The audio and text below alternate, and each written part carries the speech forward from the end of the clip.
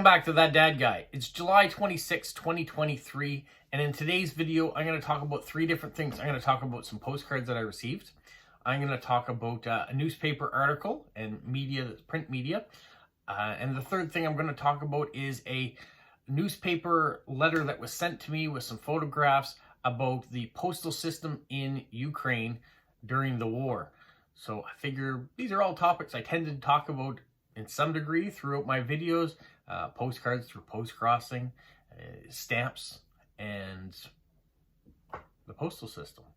Yeah, I talk about other things too, but these are the three we're going to talk about today. So join me. We're going to do a few different things here, and hopefully you like it.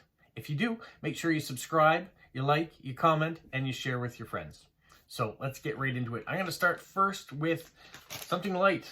Postcards. My friend Jennifer at the post office was away on vacation, and while she was away, she picked up some postcards for me. The purpose of her vacation was to go down to see a NASCAR race in New Hampshire in the United States. She says she sits somewhere here up by the start-finish line, and this postcard is a little bit older. It shows when New Hampshire used to have two races. They had the one in July and then one in September. Now they just have the one in July. So the information on the back of the postcard does not reflect that the September race doesn't happen anymore. While she was there, she also went through Maine. So there's a Maine postcard. And here is one of Portland Head. This is a lighthouse, so you can see the lobsters, because not only are New Brunswick and Nova Scotia known for the lobsters, so are Maine, because we all get them from the same body of water. And finally, we have this wooden postcard showing the lobster trap from Maine. And you can see on the back what it's like. And this is a little bit thicker than some of the other wooden ones I had too, so this will be a nice one to send off to the right person. So thank you, Jennifer, for thinking about me while you're on your vacation and picking up a few postcards that I can use for post-crossing. Okay. That is that one. Now to get into something a little bit heavier topic. This article was sent to me by Lila in Maryland. It was written in the Washington Post, and it was titled, "Delivering Mail in War-Ravaged Ukraine. There are still people living here." And it's by Francesca Ebel and Camilla Harbachuk, and written on June 22nd, 2023. So I'm going to throw up some pictures that Lila sent to me that accompany this story. I'll read through it and put the pictures up so you can see what's going on. It is based in Huliapol, Ukraine. I'm going to throw that up on the map so you can see where we're talking about in Ukraine. And it reads as follows. The trio of Ukrainian postal workers, a mail carrier, a driver, and a security guard, wait for a lull in the shelling before entering Huliapol, a small city near the front lines where they often make deliveries under fire, zigzagging along bumpy lanes in their small white and yellow van. On one particular hair-raising route between two neighboring towns, they say a quick prayer, slam the accelerator, and race across a mile-long stretch of open road in front of Russian positions. Clad in bulletproof vests, they make this dangerous journey 3 times a month, in line with new wartime schedule organized by Ukraine's state postal service. They deliver not only just letters and parcels, but the pensions, groceries, medicines for a few residents, mostly destitute and elderly, who still live in Huliapol. Somebody has to do this job, and nobody wants to do it, said the mail carrier, Natalia Haryenko. Haryenko, 55, was the head of Huliapol's post office until the building was bombed and rendered unusable in May of last year. Her branch used to have 8 mail carriers. Now there are 2. If God needs me to be in this place at this time, then it is to be, she said. Anyways, how could I abandon it? The post service of Huliapol is emblematic of the countless improvised lifelines put in place over 16 months since Russia's brutal invasion to help the hundreds of people who are hanging on and subsidizing, cut off from larger cities under desperate conditions near some of the war's fierce fighting. After months of relentless attacks, Huliapol has emptied out and shows signs of neglect. There's no electricity, water, or gas services. Of the 12,000 people who once called it home, roughly 100 remain. Most are retirees, too old or too poor to leave, and dependent on the monthly payments brought to them by the mail carriers in cash, which average around $80 US. For those who have fled, their pensions and regular mail are rerouted to a forwarding address if they ever left one. If the postal workers cannot find a recipient, the mail is returned to the sender. The only time Ukrainian Postal Services halted its operations was on February 24th, 2022, the day the invasion began, according to its press services. Regional schedules are updated regularly, taking into account the situations of the front. On Wednesday, the team set off for the postal hub in the city, local city, the regional capital, about 65 miles away. Haryenko tends to pick up bespoke requests along the way, and she tries her best to deliver. Irka only wants sumi sausage, and I can't come empty-handed, she murmured as she handed over 20 hervinya for 100 grams, about 3.5 ounces of sausage from a popular manufacturer in Kharkiv. The mail truck then zipped past shattered houses, tank traps, and fields of poppies and lavender before reaching Huliapol, which is located on the war's southern front, roughly 3 miles north of the Russian position. With Ukraine's much-anticipated counteroffensive now underway, Huliapol is one of the most dangerous places in Ukraine, located along a crucial axis for the Ukrainian military as it pushes south in hopes of breaking what is known as the land bridge between Russia and occupied Crimea. In recent days, Ukraine has claimed minor gains, mostly recently with the liberation of a local town 40 miles west of Huliapol. Many local post offices have been destroyed since the start of Russia's invasion. The few mail carriers still working now operate from makeshift offices. These include the first floor of disused hospitals in Huliapol and an employee's front yard in a neighboring village where envelopes get sorted among the chickens. Inside the hospital, 2 women, Haryenko's last remaining mail carriers, counted banknotes, completed paperwork, and prepared invoices for delivering the pensions, which they do to a nearby village and towns on bicycles or in motorbikes. I'm their head, and they are my legs, Haryenko said.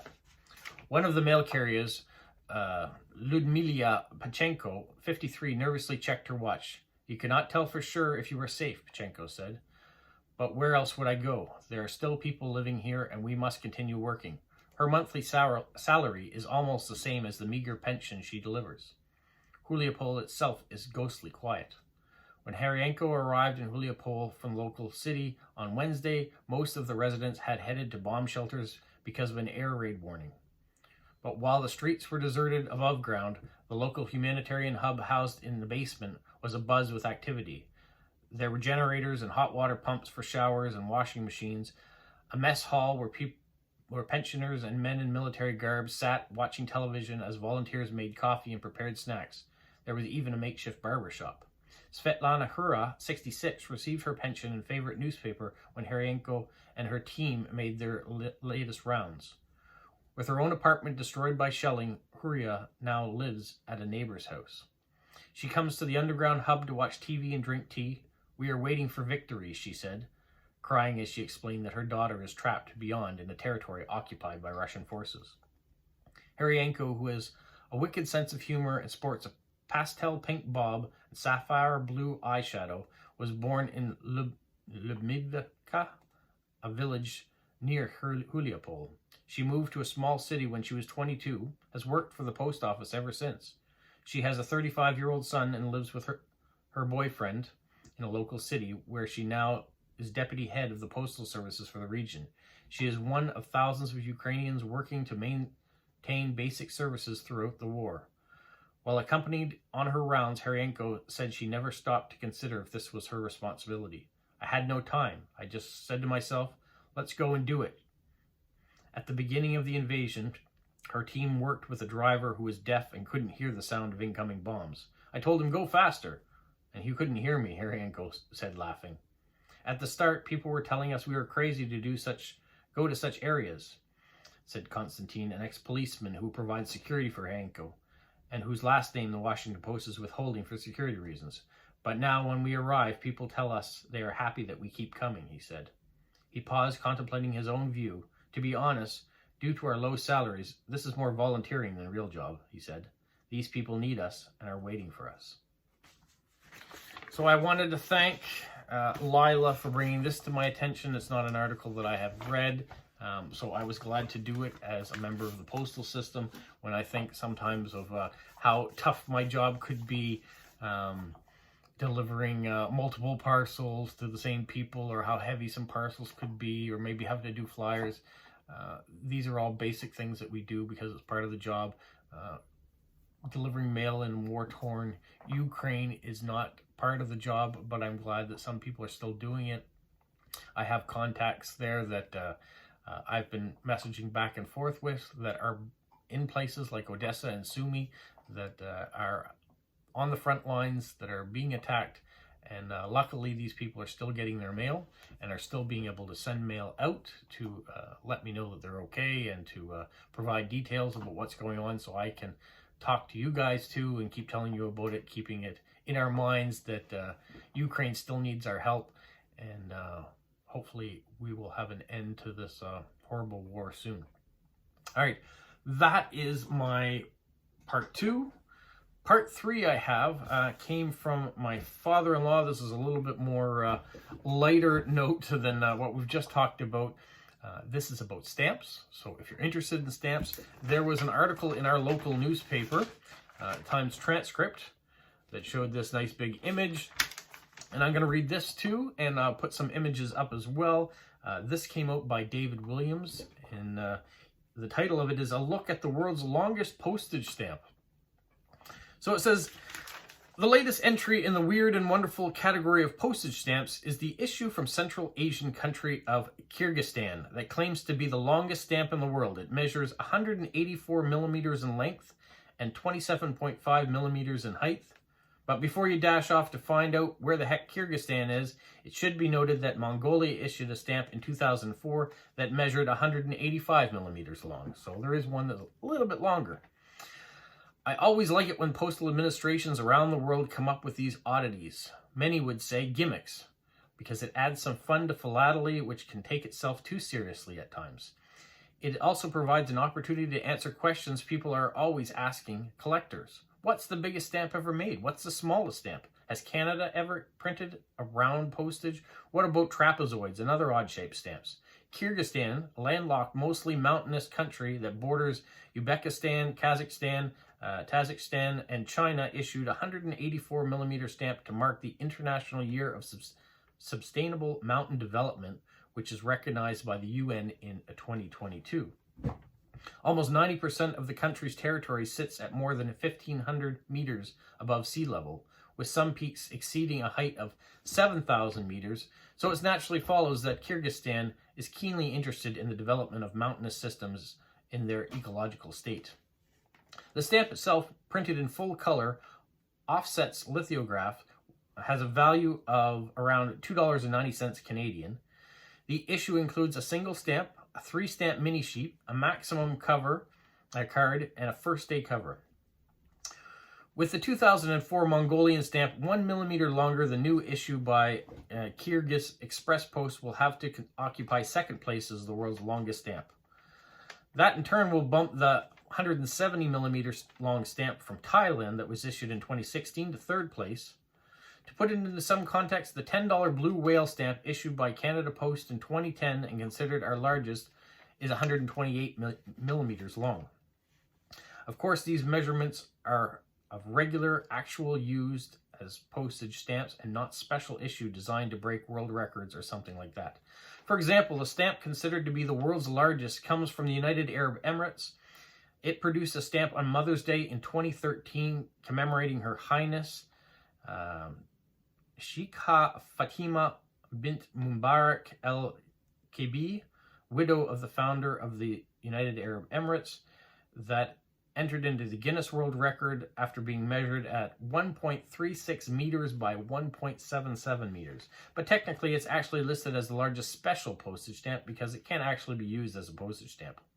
The world's smallest postage stamp is only a 10-cent green stamp, which is only 8 millimeters by 9.55 millimeters in size, but it was issued by a Bolivar estate in Colombia in 1863.